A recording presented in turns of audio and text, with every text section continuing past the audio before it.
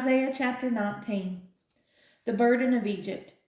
Behold, the Lord rideth upon a swift cloud, and shall come into Egypt, and the idols of Egypt shall be moved at his presence, and the heart of Egypt shall melt in the midst of it.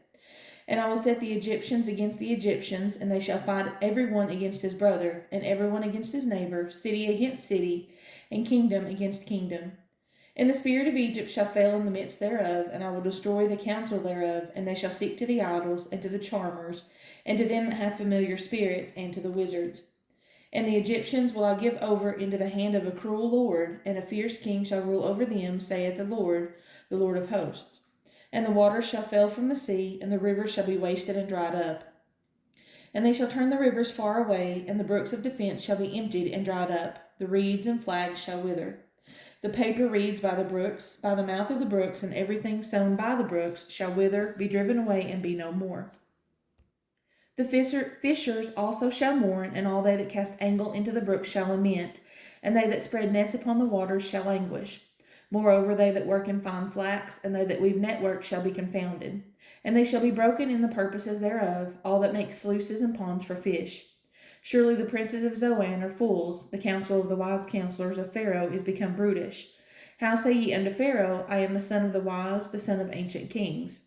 Where are they? Where are they wise men? And let them tell thee now, and let them know what the Lord of hosts hath purposed upon Egypt. The princes of Zoan are become fools, the princes of Noph are deceived. They have also seduced Egypt, even they that are the stay of the tribes thereof. The Lord hath mingled a perverse spirit in the midst thereof, and they have caused Egypt to err in every work thereof, as a drunken man staggereth in his vomit. Neither shall there be any work for Egypt, which the head or tail, branch or rush may do.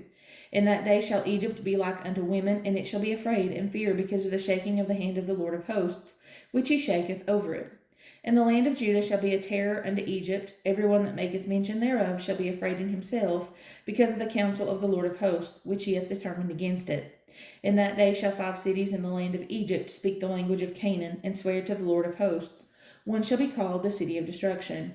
In that day shall there be an altar to the Lord in the midst of the land of Egypt, and a pillar at the border thereof to the Lord. And it shall be for a sign and for a witness unto the Lord of hosts in the land of Egypt. For they shall cry unto the Lord because of the oppressors, and he shall send them a Savior, and a great one, and he shall deliver them. And the Lord shall be known to Egypt, and the Egyptians shall know the Lord in that day, and shall do sacrifice and oblation. Yea, they shall vow a vow unto the Lord, and perform it. And the Lord shall smite Egypt, he shall smite and heal it, and they shall return even to the Lord, and he shall be entreated of them, and shall heal them. In that day there shall be a highway out of Egypt to Assyria, and the Assyrian shall come into Egypt, and the Egyptian into Assyria, and the Egyptians shall serve with the Assyrians.